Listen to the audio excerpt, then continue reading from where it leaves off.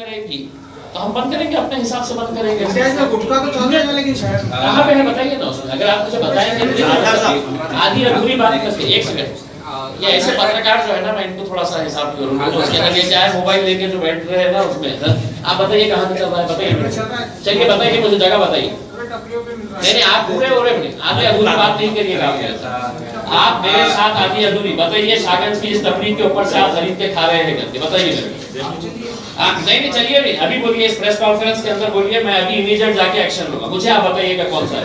मुझे ये आप अंधाधुंध बातें मत करिएगा, ये चल रहा है वो चल रहा है। जो चल रहा है मुझे बताइए। जिसने मुझे बताया था ये जगह के ऊपर है, उस जगह के ऊपर मैंने जाके रेड करा था। आप जनरलाइज अगर बोलेंगे कि साहब वहां पे भी चल रहा है तो वहां पे बताइए आप, वरना आप भी उस गुने के अंदर हिस्सेदार है। अगर आप जनरलाइज करके बोलिए मुझे सागंज के, रोशन गेट के, गुलमंडी के ये जगह के ऊपर चल रहा है, आप बताइए, एक नाम बताइए, फिर आगे अपन बात करेंगे। चलिए बताइए, एक सेकंड रुकिए, बताइए।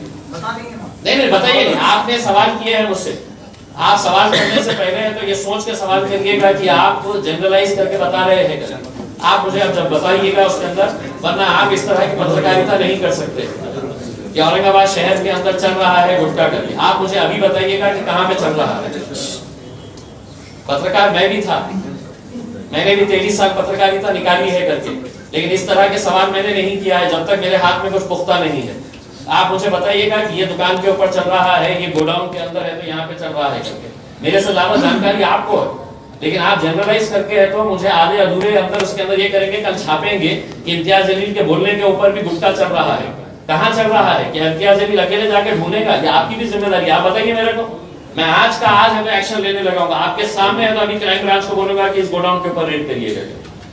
लेकिन ये इस तरह का मतलब अगर आप जनरलाइज करके अगर करेंगे तो मेरे हिसाब से ये गलत। हिंदू मुसलमानांमध्ये तुम्ही हिंदूंनी काय काय स्टेटमेंट केले ते तुम्ही सांगितलेलं, पण मुसलमानांच्या वतीने पण तशा पद्धतीच्या सगळ्या गोष्टी आहेत, तर दोघांमध्ये समन्वय कसा करणार? नहीं देखिए एक बात मैं आपको बड़ा क्लियर तरीके से बता दूं, हर चीज जो गलत हो रही है उसको आप एक पार्टी के साथ जोड़कर देखना, मेरे हिसाब से ये बहुत बड़ा गलत काम किया जा रहा है।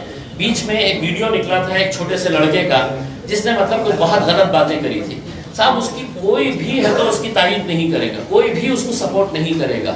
मैंने खुद ने जैसे ही वो वीडियो मिला था, मैंने खुद ने तो पुलिस कमिश्नर को कॉल करके ये कहा था कि साहब देखिए ये लड़का छोटा है, ये लड़के ने अपने उससे बोला है मुझे ऐसा लगता नहीं है, इसको किसी ने करवाने लगाया है करके, और वो फैक्ट सही साबित हुआ है कि उसको किसने करवाने लगाया था करके।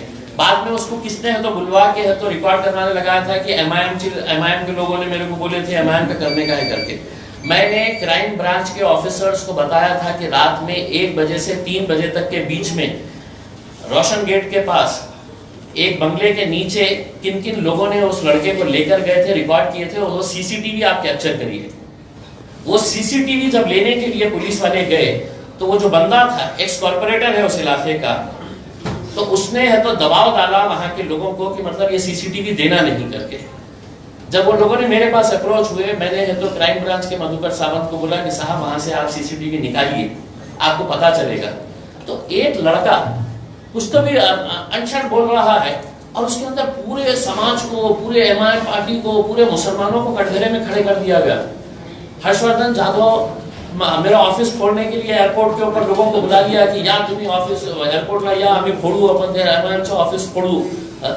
माहौल इस तरह से। अभी कुछ लड़कों के और 1-2 वीडियोस देखे साहब, वो इंडिविजुअल लेवल के ऊपर देखिए, क्या मैं उसका समर्थन कर रहा हूँ, क्या मेरी पार्टी उसका समर्थन कर रही, क्या वो लोग मेरी पार्टी से जुड़े हुए हैं, मेरा कोई लेना देना नहीं।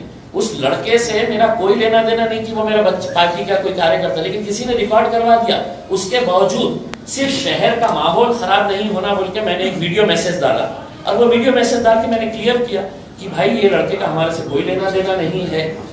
अगर आप ये समझ रहे हैं कि छत्रपति शिवाजी महाराज सिर्फ आपके हैं तो आप ये बहुत गलत समझ रहे हैं। शिवाजी महाराज हमारे भी है, उतना ही आदर हम उनका करते हैं।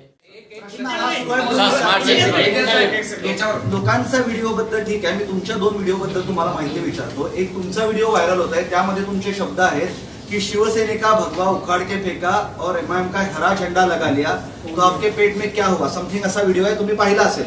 दुसरा, ज्या दिवशी तुम्ही निवडून आले त्या दिवशी पहाटे 2-3 वाजता ठीक आहे तुमची विजयी रॅली सुरू होती, तुम्ही म्हणाले सभी कहते हैं कि इम्तियाज सीधा है लेकिन इम्तियाज इतना भी सीधा नहीं है, या 2 शब्दांचे मला अर्थ समजावून सांगू शकाल?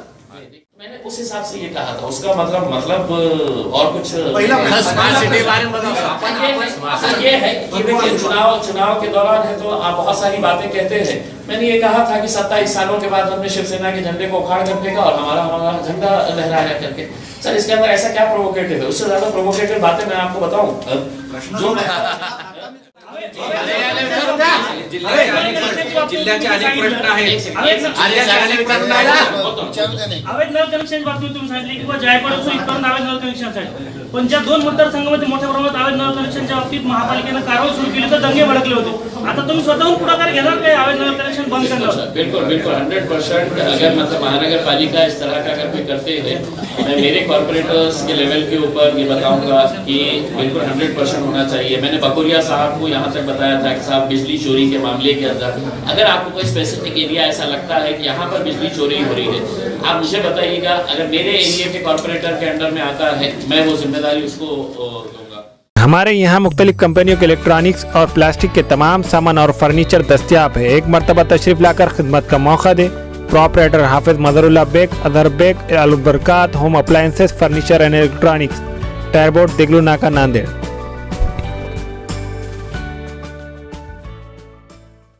नांदेड़ न्यूज़ यूट्यूब चैनल को सब्सक्राइब जरूर करें और बेल आइकन को क्लिक करें. बेल आइकन को क्लिक करने से होगा ये कि आपको लेटेस्ट न्यूज़ अपडेट की नोटिफिकेशन मिलती रहती है.